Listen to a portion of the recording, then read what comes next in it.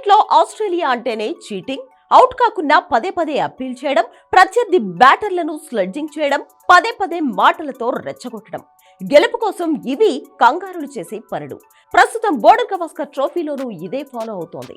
వాళ్లకు తోడు చెత్త అంపైరింగ్ కూడా కలిసింది. తొలి టెస్ట్ లో కేఎల్ రాహుల్ అవుట్ వివాదం ఎవ్వరూ మర్చిపోలేదు. ఇప్పుడు బాక్సింగ్ డే టెస్ట్ లోనూ యశస్వి జైస్వాల్ అవుట్ తీవ్ర వివాదాస్పదమైంది. ఫీల్డర్లు అప్పీల్ చేస్తే చేశారు.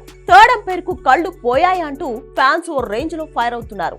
అసలు అంపైరింగ్ అంటే తటస్థంగా ఉండాలి, కానీ ఇలా ఒక జట్టుకు సపోర్ట్ లా వ్యవహరిస్తారా అంటూ మండిపడుతున్నారు. యశస్వి బ్యాట్ కు బంతి తగిలినట్టు స్నికోమీటర్ లో చూపించకపోయినా థర్డ్ అంపైర్ ఓ కారణం వల్ల అవుట్ ఇచ్చేశారు. మ్యాచ్ లో ఆసీస్ గెలుపుకు, భారత్ ఓటమికి ఇదే టర్నింగ్ పాయింట్. కమిన్స్ వేసిన బౌన్సర్ ను ఫుల్ షాట్ కొట్టేందుకు జైస్వాల్ ప్రయత్నించాడు. అయితే బంతి కీపర్ అలెక్స్ కేరీ చేతుల్లోకి వెళ్ళింది. ఆసీస్ ఆటగాళ్లు క్యాచ్ కోసం అప్పీల్ చేయగా ఫీల్డ్ అంపైర్ నాట్అవుట్ ఇచ్చాడు. దీంతో ఆస్ట్రేలియా డిఆర్ఎస్ తీసుకుంది.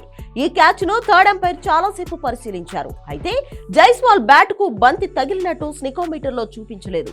కానీ బంతి దిశ మారిందనే కారణంతో థర్డ్ అంపైర్ అవుట్ ఇచ్చేశాడు. ఈ అవుట్ పై స్టేడియంలోని భారత్ ఫ్యాన్స్ తీవ్ర నిరసన తెలిపారు. చీటర్స్ అంటూ ఆసీస్ ప్లేయర్లను తిట్టిపోశారు. అటు అంపైరింగ్ కూడా చెత్తగా ఉందంటూ ఫైర్ అయ్యారు.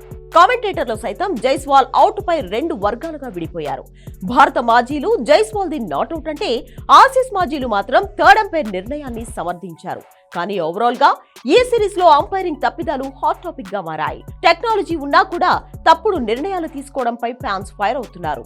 ముఖ్యంగా భారత్ కు వ్యతిరేకంగా పలు నిర్ణయాలు వచ్చాయని, ఐసీసీ ఏం చేస్తుందంటూ ఆగ్రహం వ్యక్తం చేస్తున్నారు. ఇలాంటి చెత్త అంపైరింగ్ తో వచ్చిన గెలుపు ఒక గెలుపేనా అంటూ ఆసీస్ జట్టుకు చురకలంటిస్తున్నారు.